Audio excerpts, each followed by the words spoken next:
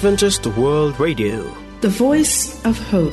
Radio feon'ny fanantenana na ny AWR.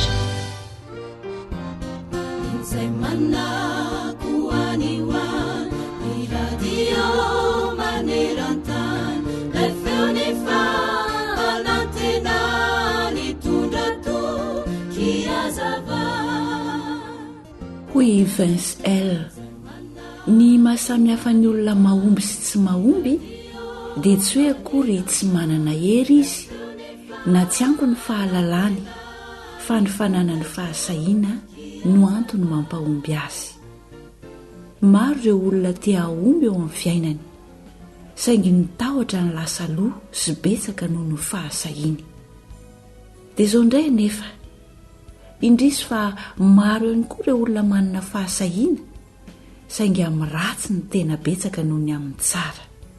Ny antony dia noho ity tany efa miaratsy ity, hany ka izay manana fahasahiana amin'ny tsara indray no lasa iomehezana fa izay ratsy no toa lasa ankasitrahana. Soa fa tsy izay anefa ny farany zavatra rehetra, fa an'Andriamanitra ny teny farany. Amin'izay fotoana izay, raha toa ka fahombiazana amin'ny ratsy no anananao dia any ankady ny hafaranao. Raha fahombiazana amin'ny tsara kosa dia vao maika hiakatra ambonimbony kokoa ianao. Ny lavitra ny tsinjovy e. Izao no afatry ny tenin'Andriamanitra ao amin'ny Jaona 1:5-7 manao hoe: ary izao ny fahasahiana nanantsika eo anatrehany. Raha mangataka zavatra araky ny sitrapony isika dia miaino antsika izy. Koa aza manara ny fahasahiana reo izay misy valiny lehibe. Hebreo 10:5-7. Amen.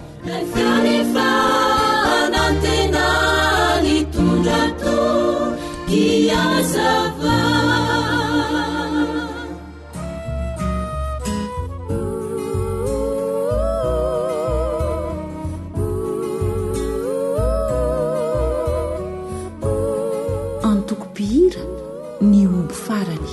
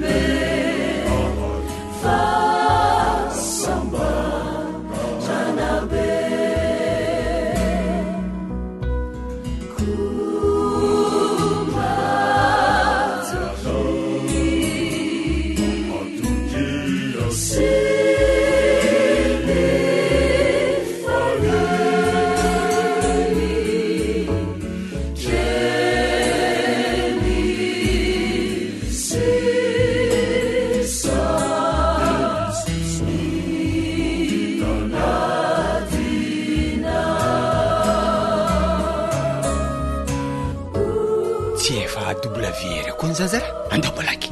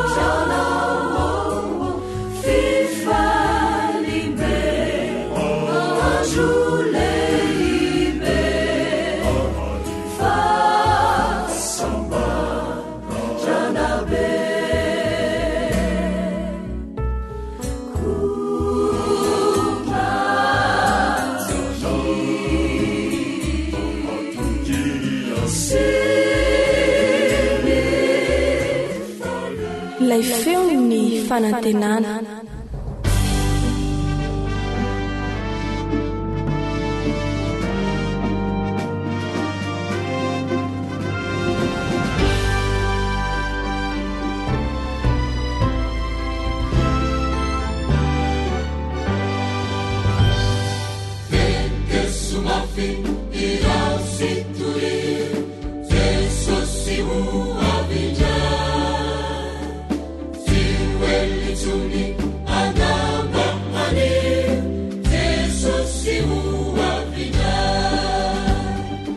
Alasara ny faminanin'ny Baiboly. Alasara ny faminanin'ny Baiboly.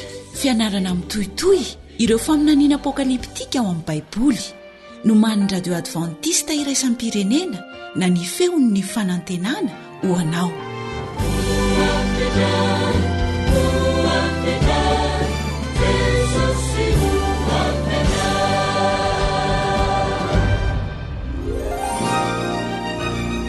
Efa mba nametraka fanontaniana tamin'ny tenanao ve ianao hoe inona no mitranga aorian'ny fahafatesana? Efa natahotra ny ho faty ve ianao? Inona no ampianarin'ny Baiboly mikasika ny fiainana aorian'ny fahafatesana? Mety anaitranao angamba ny valiteny omen'ny Baiboly. Hiaraka maly ireo fanontaniana ireo sika ao anatin'izao fanalana saro ny faminanian'ny Baiboly izao.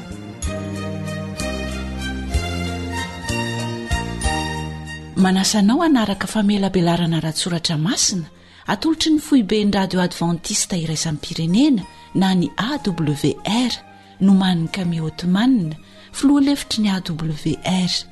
Namanao Eliandre Mitantsoa no hanolotra izany amin'ny teny malagasy.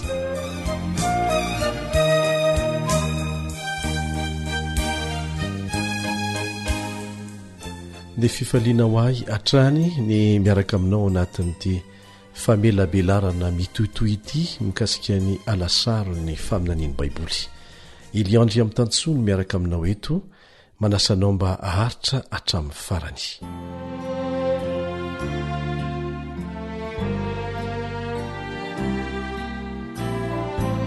Raha voamarika ao dia efa hisasaka sady ny fiarantsika mianatra mandehabe ny fotoana. Mbola tsy tara akory ireo rehetra izay tsy afaka nanaraka nyity famelabelarana ity, fa mbola azonao atao tsara ny miaino sy maka mamaim-poana ireo lesona rehetra efa nandeha teo aloha.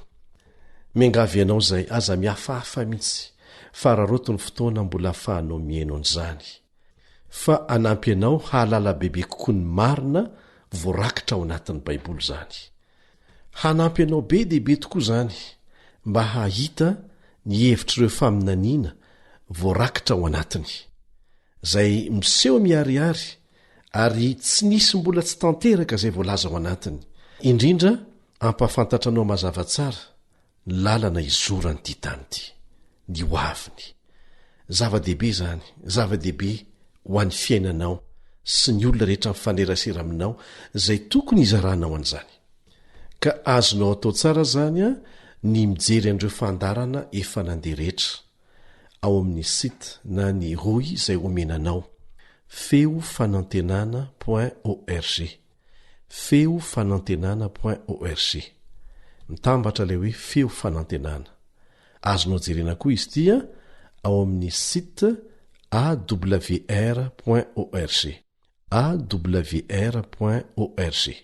Azonao jerena tsara koa izany ao anatin'ny Facebook, ao anatin'ny ity page ity AWR feon'ny fanantenana, izay no anarany, AWR feon'ny fanantenana. Ary rehefa vita ny famelabelarana rehetra dia azonao atao izay tsy manana fahafahana miditra amin'ireo roy na adresy nomena ireo, azonao atao tsara ny makan'izany aty aminay maimaim-poana amin'ny alalan'ny carte SD. Mitondra carte SD ianao dia atsofoka ao ireo fampianarana ny famelabelarana rehetra ilainao ary zaraina maimaim-poana. Fa rehefa mahazo maimaim-poana ianao dia mizara maimaim-poana ihany koa. Be dehibe ny fanampalalana ahafahanao manohy ny fianarana maimaim-poana ao anatin'ireo roy izay nomenainao teo. Ary mino fa noho ny fahasoavan'Andriamanitra dia nitondra hery vaovao, aim-panahy vaovao anao ny fandarana rehetra efa narahanao teto. Niarahantsika nianatra mazava tsara teto fa tsy misy pirofo ara-baiboly milaza ny nanovana ny andron'Andriamanitra avy amin'ny sabata andro fafito ho amin'ny alahady andro voalohany. Ny tantara dia manamafy an'izany mazava tsara fa nampiraisy ny ngai Constantin Empereur Romanina tamin'ny fotoan'androny ny fivavahana amin'ny masoandro sy ny kristianisma teo ambany faneva ny fivavahana alahady, izay fivavahan'ny mpanompo sampy mpivavaka amin'ny masoandro tamin'izay fotoan'izay. Asa raha voamarika eo fa ny zavatra sarobidy rehetra dia misy misandoka foana.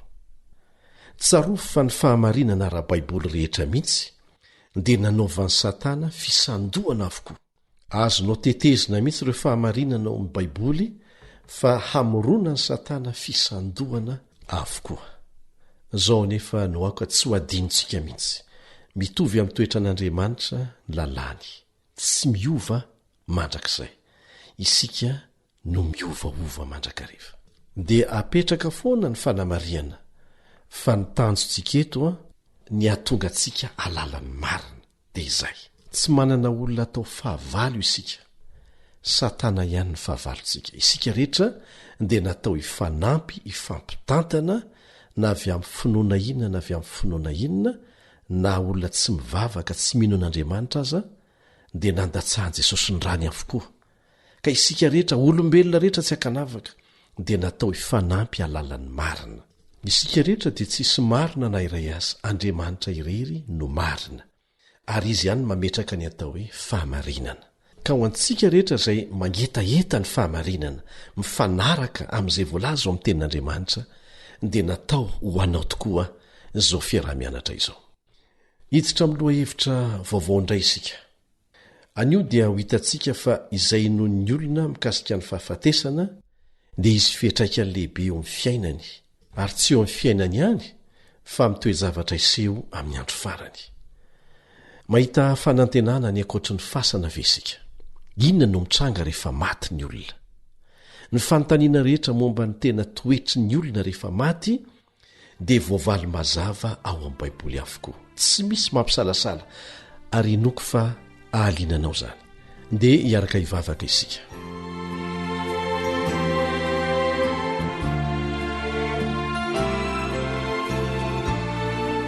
Ray malala any an-danitro, mpanjaka ny fonay, mpanjaka ny voary rehetra, mamela ny eloko, raha izara n'izao famelabelarana amin'ny alalan'ny feo ny fanantenana.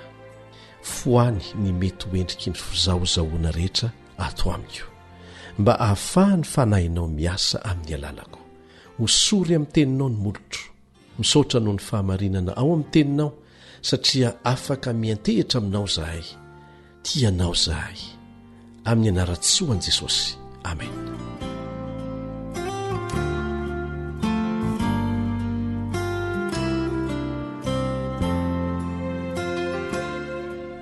Ono aho, efa nahita olona teo ampialanay na ve ianao? Na koa efa niatrika ny fahafatesany zaza anankiray?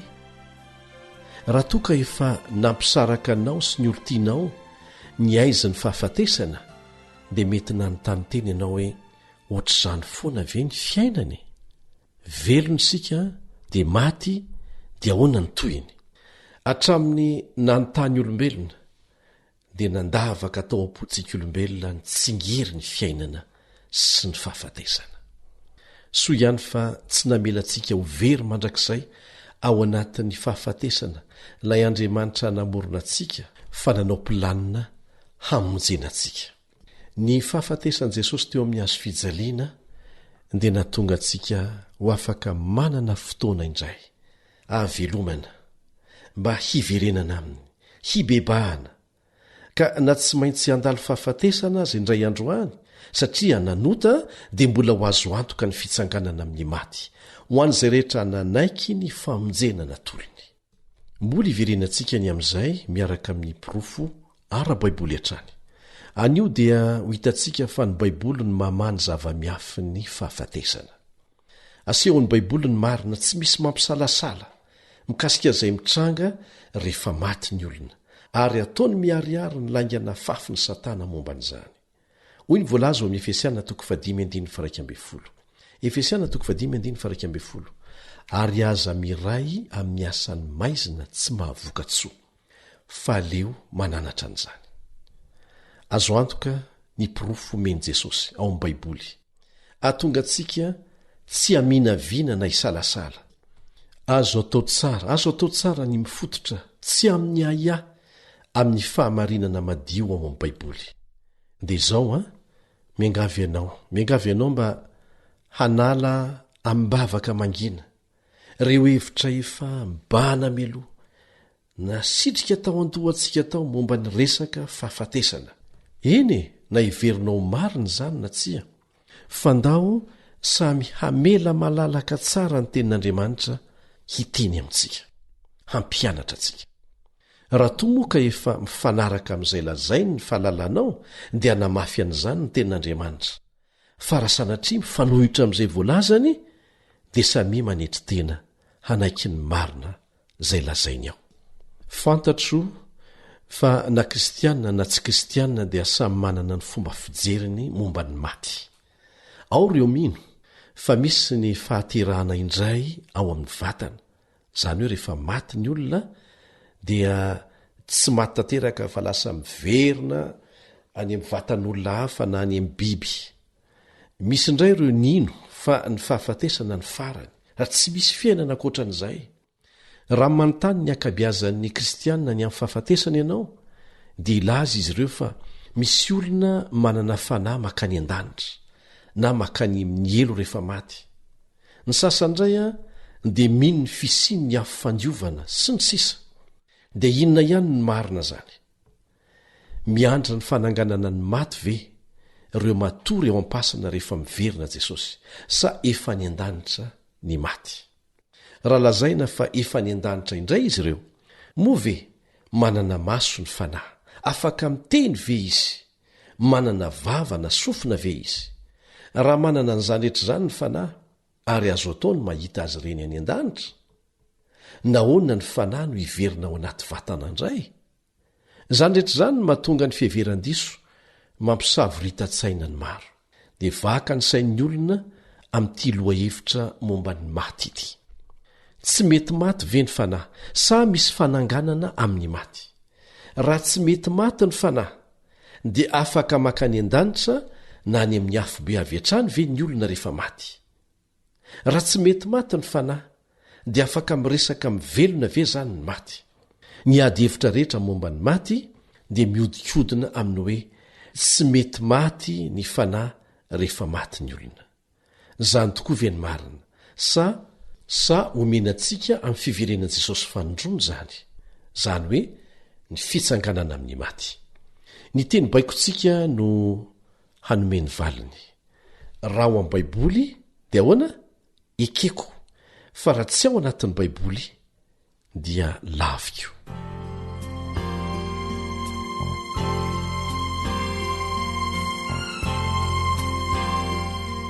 Indray andro dia nisy zazalahy kely nandehandeha teny amin'ny fasana, dia nahasarika ny masony ny vato-pasana anankiray ny soratra hoe risakaiza mijanona rehefa mandalo ianao, tahaka anao zao aho taloha, nefa tsy ho ela dia ho tahaka ahy ianao, koa miomana anaraka.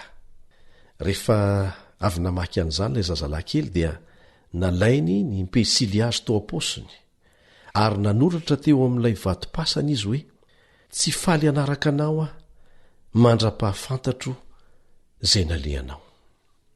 Ny olona rehetra dia samy tia halala hoe makaiza ny olona rehefa maty. Ny Baiboly dia manome valiny azo antoka, tsy milaza fotsiny zavatra mitranga aorianan'ny fahafatesana izy, fa maneho ny fomba hiatrehana an'izany miaraka amin'ny fanantenana azo antoka. Inoko fa ahalinanao ny alalan'izany. Dia manome torohevitra anao foana izay hoe hamarino tsara ao amin'ny Baiboly ny zavatra rehetra renao eto, fa aza malaky mino izay rehetra renao sy jerenao na aviaiza na aviaiza mihitsy. Hamarino ao amin'ny tenin'Andriamanitra foana. Ataovy izay atonga anao azo antoka ny fahamarinana izay hinonao. ny toko voalohany ao amin'ny apokalipsy dia maneho amintsika ny amin'ny olona anankiray be voninahitra dia jesosy zany satria tonga nofo tahaka antsika izy mba hahafahany mamonjy atsika. Jesosy ilay mitafy akanjo fotsy mamiratra manana maso tahaka ny lelafo ary izy mihitsy ny manambara ny tenany ao amin'ny apokalipsy toko voalohany 1:20. Apokalipsy toko voalohany 1:20 manao hoe lay velona efa maty aho nefa indro velona mandrakizay. Amen. Sady manana ny fanalahidiny fahafatesana sy ny fiaina tsy hita. Jesosy ary izy rery ny manana ny fanalahidiny fahafatesana ry mpiara-mianatra amiko. Tsy misy afa-tsy izy. Raha misy milaza ho manana an'izany dia mpandainga. Nandresy ny fahafatesana Jesosy ary manana ny fanalahidiny fasana. Ny mpino rehetra izay maty ao amin'i Jesosy dia afaka manantena ny fananganana azy amin'ny maty amin'ny fotoana iavian'i Jesosy indray eny amin'ny rahaonylanitra. Misy olona manontany hoe inona no ampianarin'ny Baiboly momba ny fanahy tsy mety maty. Andeha hiverina any amin'ny Genesisy ao amin'ny herinandro ny famoronana isika. Hitady ny valiny hoe inona no mitranga rehefa maty ny olona. Raha mazava amintsika mantsy izay nitranga tany amin'ny famoronana antsika dia ho fantatsika ny zavatra mitranga rehefa maty ny olona. Sa tsy izany? Hoy ny Baiboly ao amin'ny Genesisy 2:7. Genesisy 2:7. Ary vovotany namoronan'i Jehovahandriamanitra ny olona ary nofofoiny fofonaina mahavelona ny vavorony dia tonga olombelona izy. Mario tsara reto fezateny telo lehibe reto. Vovotany no namoronan'i Jehovah ny olona, nofofony fofonaina mahavelona avy aminy dia tonga olombelona izy. Milaza ve ny Baiboly fa nametraka fanahy tsy mety maty tao amin'ny Adama Andriamanitra? Tsy milaza an'izany izy, fa asehony kosa ny raikim-poy namoronana antsika olombelona. Vovoka ampiana fofonaina avy amin'Andriamanitra manome olona velona. Azo lazaina koa hoe singa avy amin'ny tany ampiana fofonaina avy amin'Andriamanitra mira olombelona, nanome olombelona. Ny mifanohitra amin'izay zany ny atao hoe olona maty, vovoka hanalana na ampisarahana amin'ilay fofonain'Andriamanitra mira olona maty. Sa tsy mazava izay? Tsy manaraka n'ilay fofonain'Andriamanitra izay namelona azy akory ny maizy an'ilay olona rehefa maty izy, fa miverina madiodio any amin'ilay nanome azy fotsiny ilay fofonaina, tsy misy fangarony. Zao no lazain'ny ten'Andriamanitra mazava momba an'izany ao amin'ny Mpitoroteny 12:7. Tadidio tsara ity andininy ity. Mpitoroteny 12:7. Ny vovoka dia hiverina amin'ny tany toy ny teo, fa ny fanahy kosa hiverina amin'Andriamanitra izay nanome iny. Ny fanahy izay resahana eto dia ilay fofonaina. Aka ohatra isika ary, raha mandeha amin'ny herinaratra avy amin'ny foibe mpanome herinaratra ny radionao dia maty rehefa tapaka ny herinaratra. Sa tsy izany?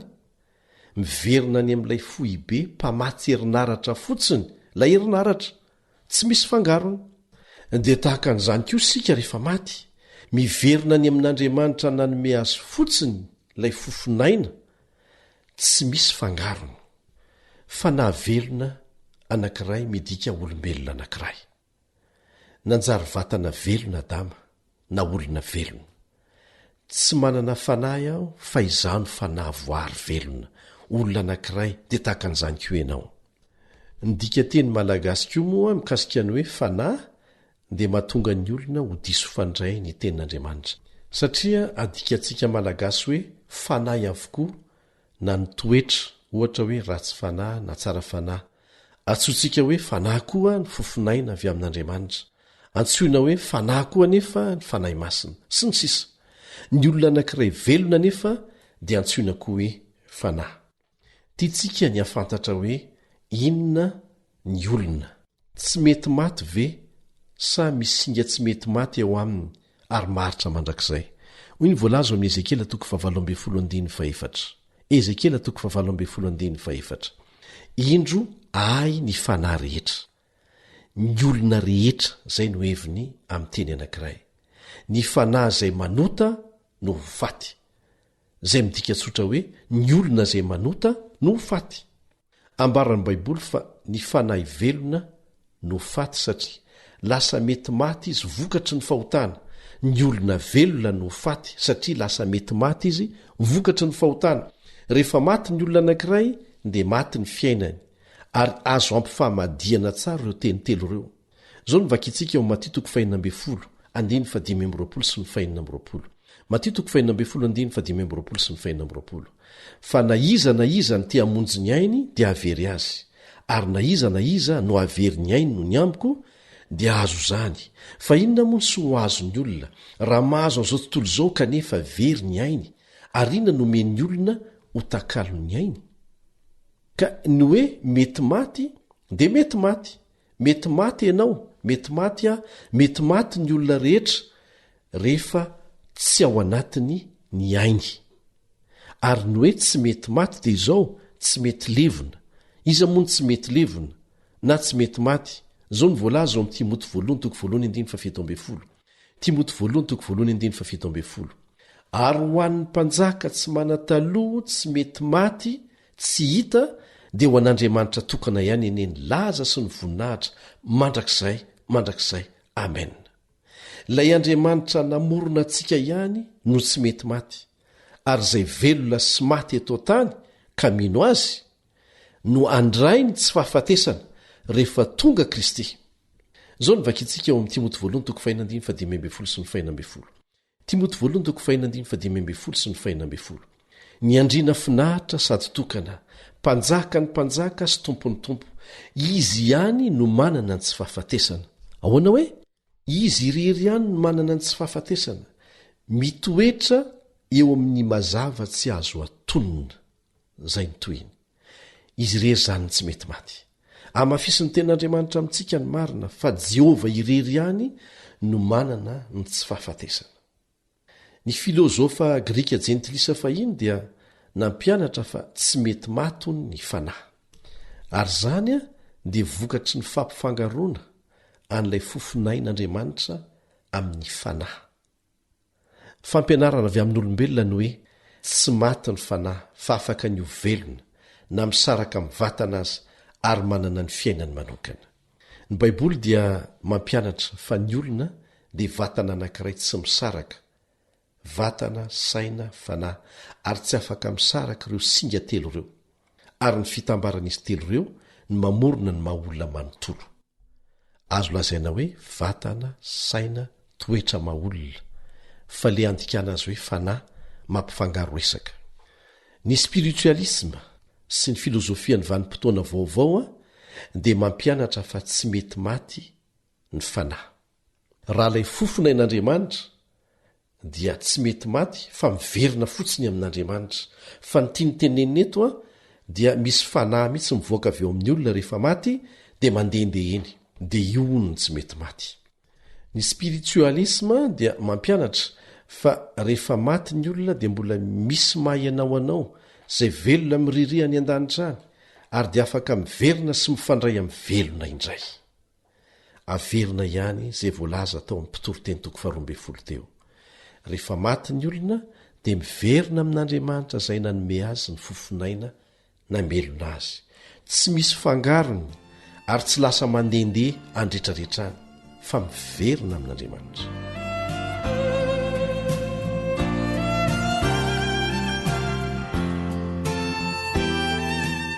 Tsaroanao ve hoe avy taiza ifotokevitry ny fanahy tsy mety maty io? Avy tamin'ny Satana anie. Zao no lazainy any Eva ao amin'ny Genesis 3:7. Genesis 3:7. Tsy ho faty tsy akory ianareo. Tsy ho faty tsy akory ianareo. Isika rehetra izao dia afaka manam-pirofo fa maty ny olona rehefa nanota.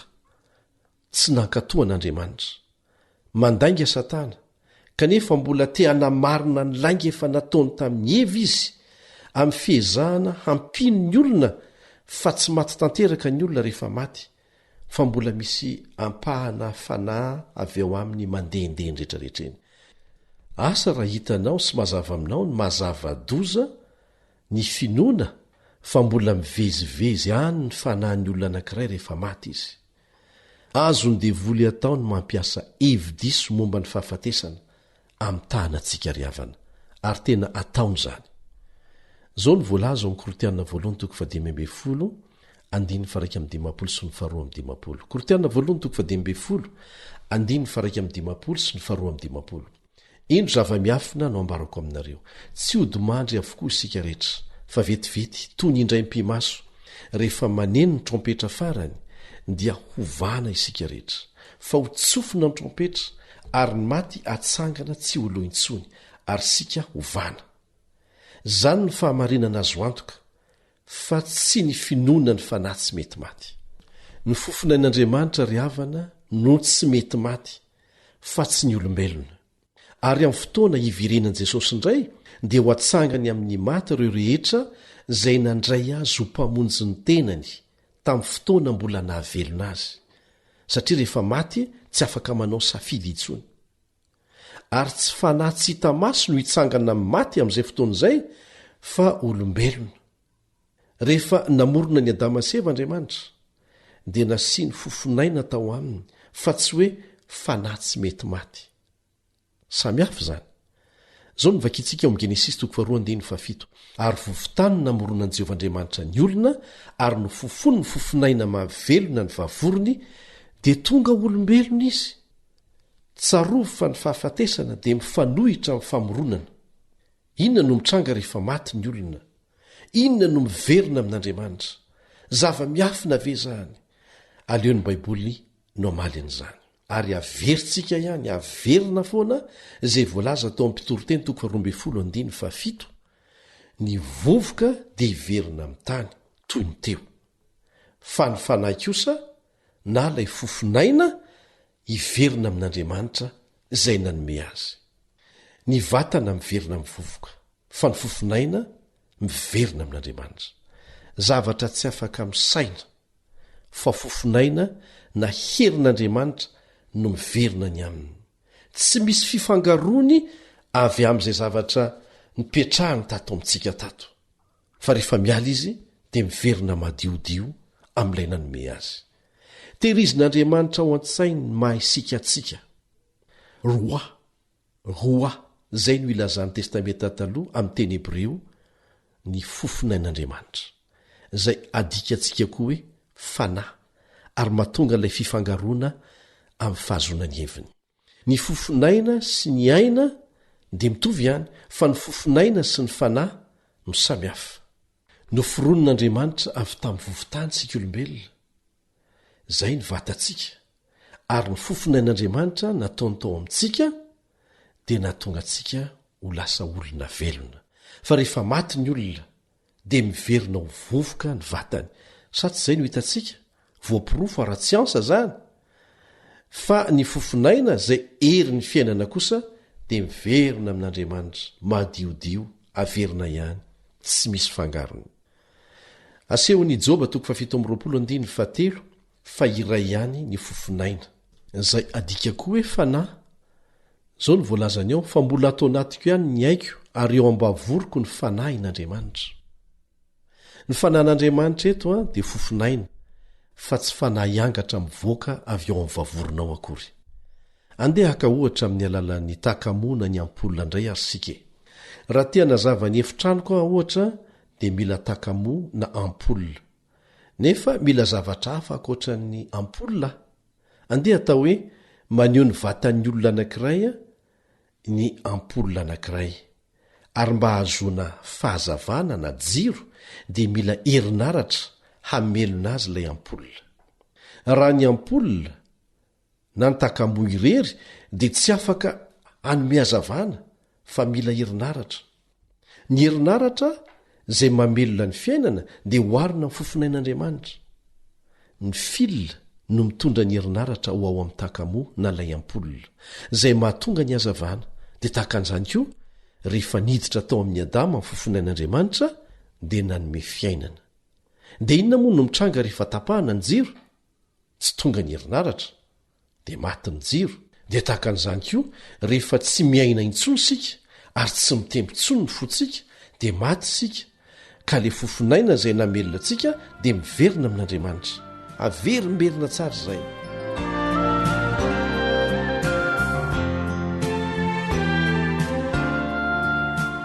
moa ve mahatsiaro tena ny maty zao ny voalaza ao amin'ny salamo fahinambe efapolo am'zato andiny faefatra salamo fahinambe efapolo am'zato andiny faefatra miala ny fofonainy ka miverina ao amin'ny taniny izy ary amin'izay indrindra no ahafoanany fikasany tsy manana fikasana zao koa no voalaza ao amin'ny pitoroteny toko fasivy andiny fa dimy sy ny fahenina pitoroteny toko fasivy andiny fa dimy sy ny fahenina fa fantatry ny velona fa ho faty izy fa ny maty kosa tsy mba mahalala na inona na inona ary tsy manana valim-piti intsony izy fa adino ny fahatserovana azy na ny fitiavany na ny fankalany na ny fialonany dia samy efa levo na ela sady tsy manana anjara intsony mandrakizay amin'izay atao aty ambanin'ny masoandro izy inona ny lazainy eto tsy mahalala na inona na inona ny maty nahoana satria foana ny eritreriny rehefa maty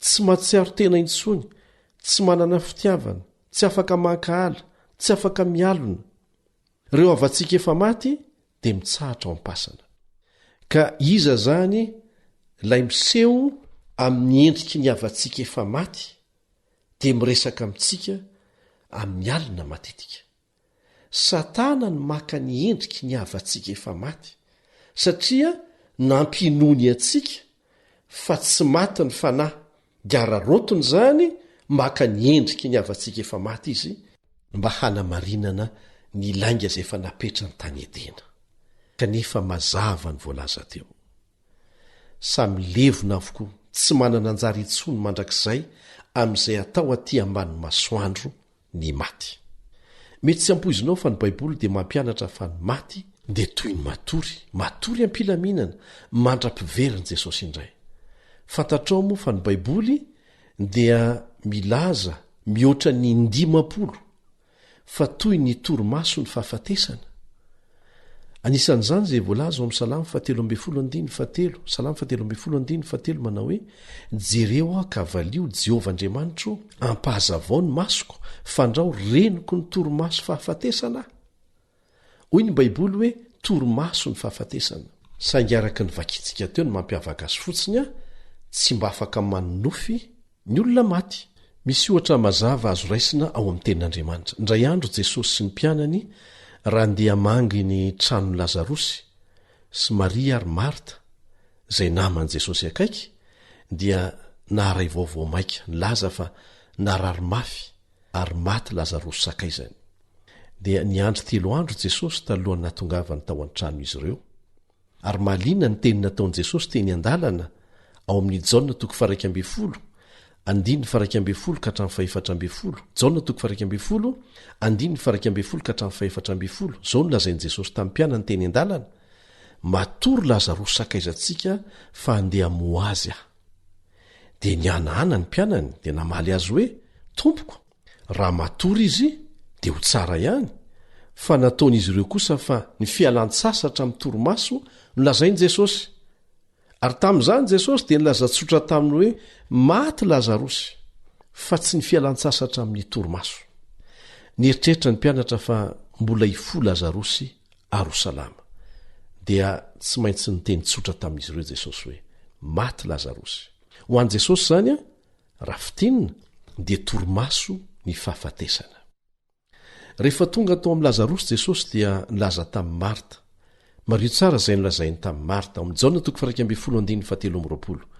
Jaona 1:17 hitsangana ny anadahy inao Jesosy tsy niteny tamin'ny Marta hoe aza mitomany ry Marta fa ity misy vaovao tsara lazaiko anao efa ny an-danitra ny fanahiny anadahinao amin'izao fotoana izao za mive nolazainy tsia fa hoy Jesosy hoe hitsangana avy eo am-pasana izy dia ho jerentsika indraingy izay zavatra ninony Marta momba ny fahafatesany ao amin'ny Jaona 1:12 andiny 4:20 sy ny 5:20 Jaona 1:12 andiny 4:20 sy ny 5:20 fa hoy Marta taminy fantatro ihany fa hitsangana izy amin'ny fitsanganana ny maty amin'ny andro farany zay ny finoany Marta satria izay no nampianarin'i Jesosy azy ary zay ny marina dia hoy Jesosy taminy za ny fananganana ny maty sy fiainana izay mino ahy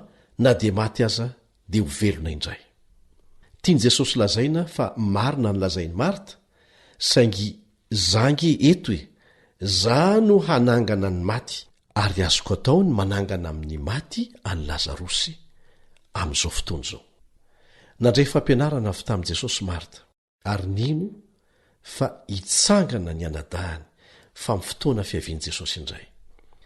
Dia nanatona ny fasana Jesosy, dia niantso hoe ry Lazarosy mivoa. No nibaiko'n Jesosy dia ny fo Lazarosy, ary nivoaka avy tao am-pasany. Alay fosary an-tsaina anie ny zavatra nisy raha araky ny finoan'ny olona maro amin'izao fotoana izao hoe raha vo maty ny olona dia avy dia miakatra any an-danitra e.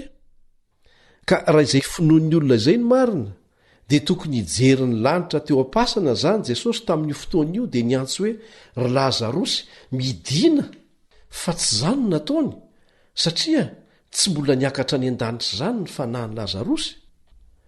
Ilaza zavatra aminao aho, raha izany Lazarosy ka efa tany an-danitra nandritry ny 3 na 4 andro, dia indro Jesosy mibaiko aho hoe midina. Avy hatrany aho dia hamaly azy hoe azafady tompoko, tiako loatra ny ety ambony ety, tsy velona eny ambony tany ntsony aho. Sa tsy zany? Tsy ho takan'izany ve no lazainao raha teo amin'ny toeran'ny Lazarosy ianao? Raha marina izay non'ny olona maro amin'izao fotoana izao, dia ho nanoratra boky anankiray manontolo ao amin'ny baiboly Lazarosy momba ny voninahitra hitany tany an-danitra, na ny mpanara-baovao tamin'izay fotoana izay aza dia tsy maintsy nametra-panontaniana maro taminy momba ny any an-danitra, saingy tsy voalaza zany satria tsy nisy an'izany. Natory tao am-pasana Lazarosy, maty tao am-pasana izy nandritra n'izay fotoana izay, arak'izay efa nolazainy Jesosy. Farita amin'ny baiboly tsara fa tsy misy ranomaso any an-danitra, tsy takatry ny saina ny fifaliana any. Hoy ny olona sasany hoe tiako ny mieritreritra fa ny an-danitra ny reniko mba hita ety an-tany.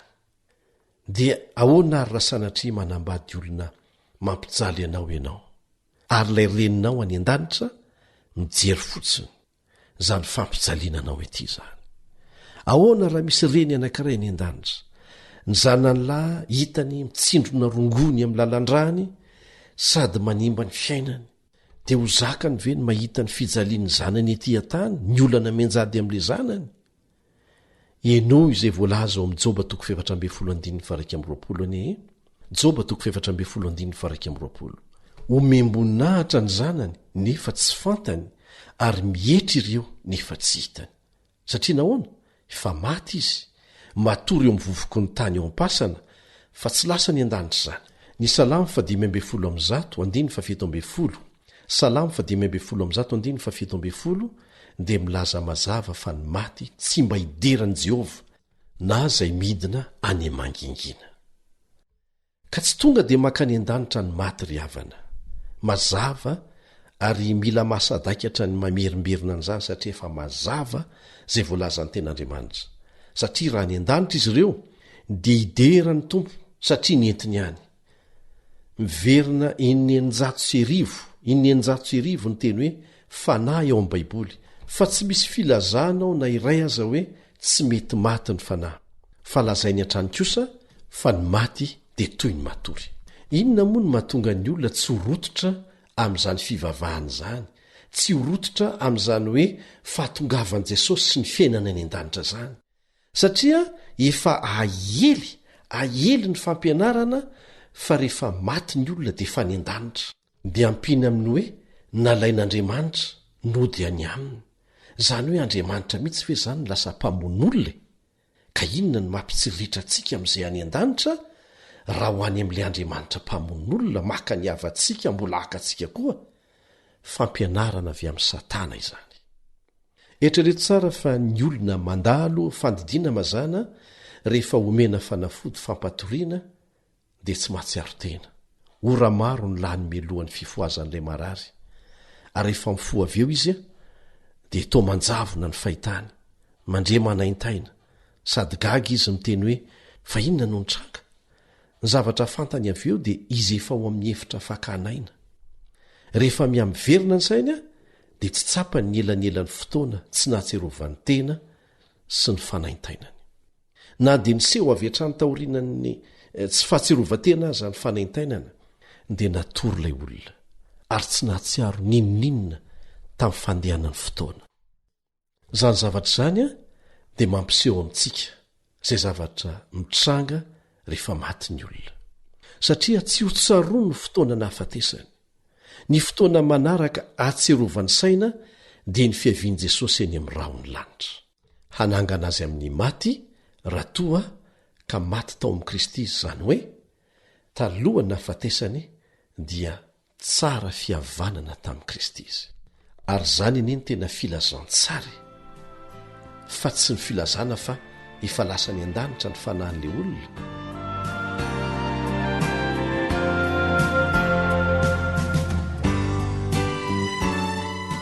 Indray nandeha dia nisy tovolahy anankiray mbola mpianatra sady tena nazoto ny anatra. Solo no anarany. Tena nahafaly ny mpampianatra azy izany fahazotoana izany, fa mba tia hampieritreritra ny solo ilay mpampianatra. Indray nandeha dia nanontany azy hoe, rehefa afaka bakse a dia inona no ataony se? Hoeny amin'ny oniversite a dia anao dokotera ramose a?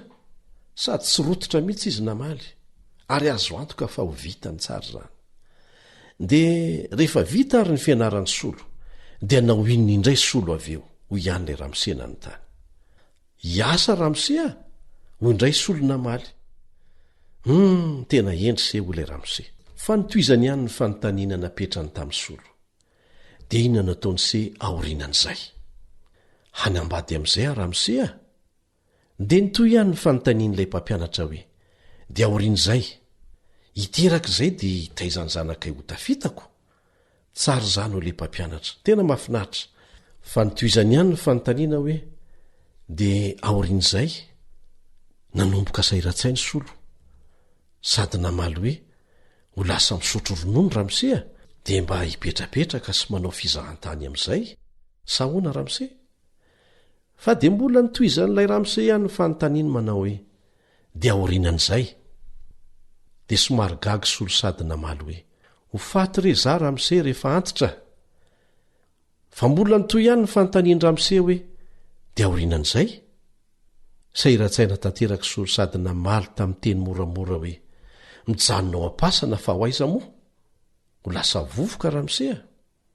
Marina ny lazainy solo, fa ho lasa vovoka ao am-pasana izy. Fa ny nampalahelo dia ity, tsy nalala afa-tsy ny fasana ho fiafaran'ny diany solo.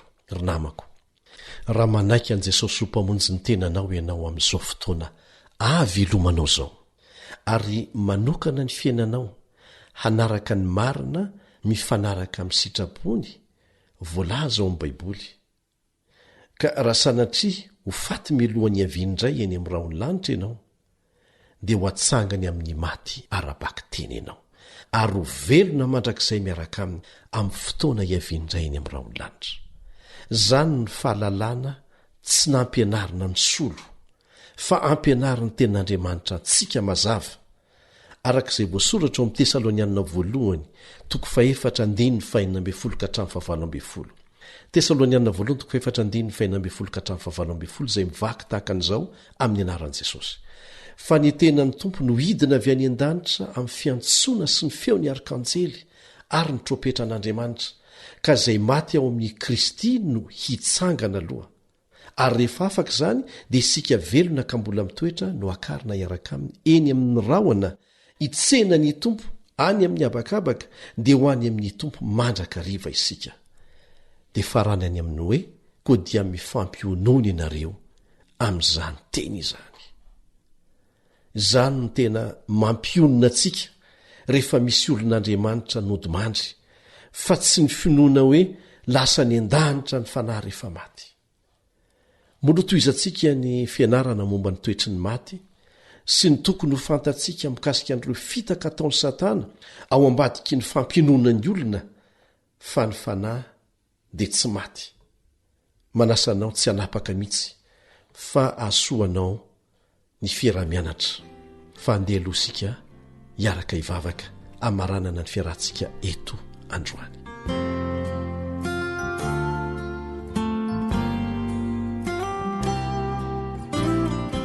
Raha izay ny an-danitra misaotranao noho ny teninao izay mazava tsara aminay, manambara aminay ny fahamarinana mikasika ny toetry ny olona rehefa maty, ny tena marina no nomenao anay.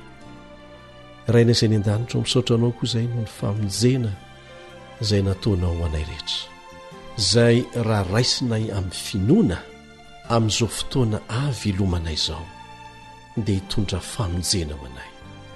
Ka raha sanatria tsy maintsy mbola handalo fahafatesana izahay milohan'ny evinao indray ny amin'ny rahony lanitra dia ho azonay antoka fa ho isan'izay ho atsanganao amin'ny maty, ary izany ny fampiononana azo antoka ho anay.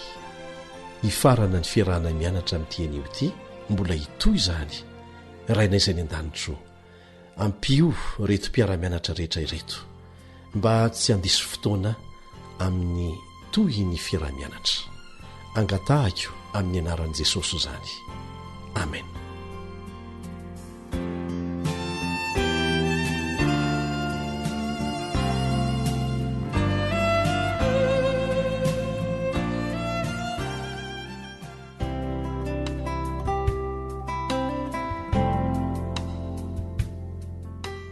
Raha misy fanontaniana tonga ao an-tsainao na misy antombavaka angatahanao amin'ny fotoana rehetra, na koa misy fijoroana ho vavolombelona azonao zaraina, dia manorata amin'ireto adresy manaraka ireto: email awr feo fanantenana @gmail.com, page Facebook awr feon'ny fanantenana, na ny laharany finday 034 06 797 62 033 07 170 70.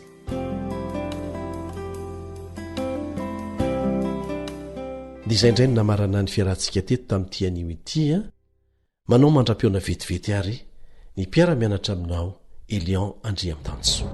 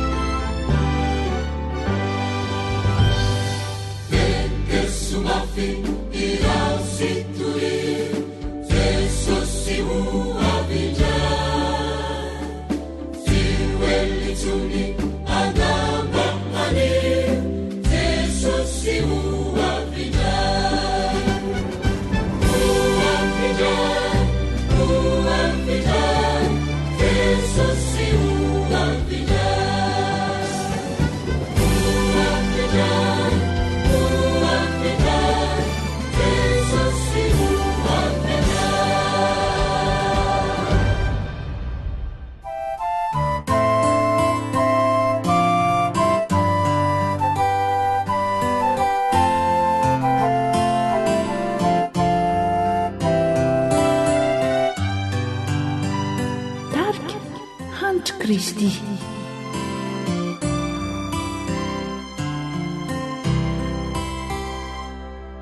Miantsana watrinela Jeso maniry mafia munziana enuna fona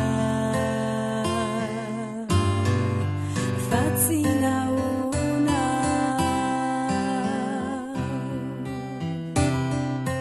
deni fandavana si atakandro achani nuna tauna mbola tsy andrany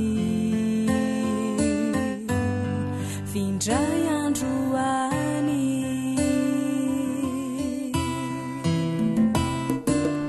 efa impiry moizy no niangavy anao an'olo tena saingindrisy tsy nekena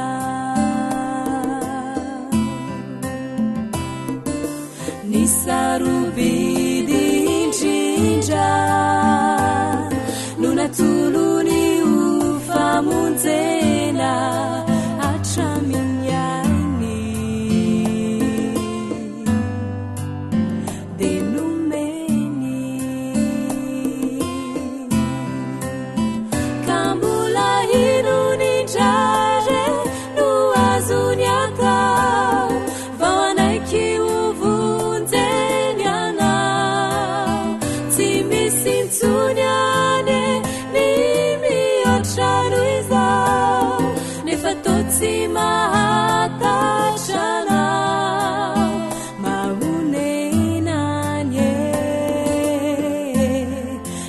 safidina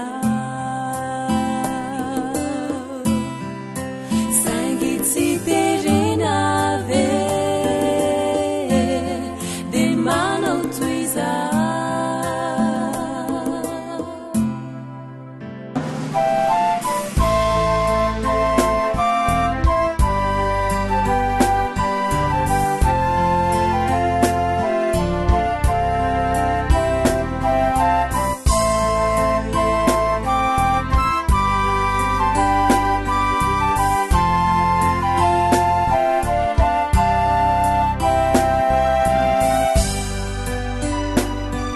lay feo ny fanantenana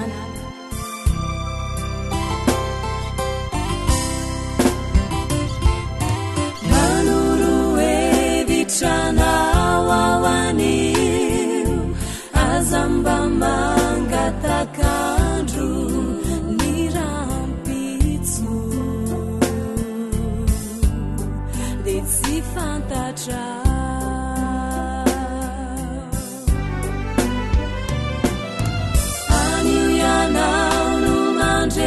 izao antsonizao manatuna de ararauty mbola fakiana fa marobe toko reo ny kiasa fawe atsiwatsy vawi bebaka tsikuireo nyandreo efa lebe vao anompoanandriamanitra de nampiandry haino dimandry ny afarany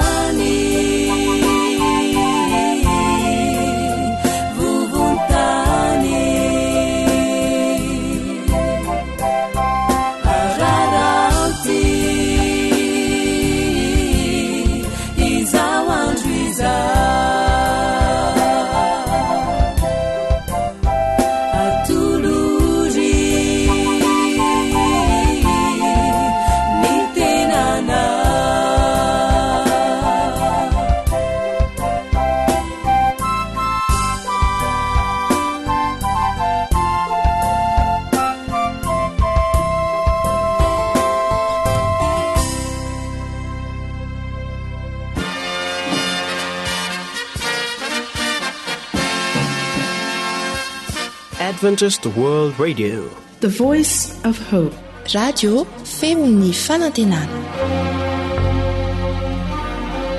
Ny farana treto ny fanarahanao ny fandaharan'ny radio feo fanantenana na ny AWR amin'ny teny malagasy. Azonao ataony mamerina miaino sy maka maimaimpona ny fandaharana vokarinay amin'ny teny pirenena mihoatriny 100 amin'ny fotoana rehetra.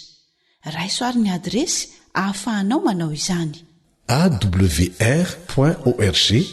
na feofanantenana.org.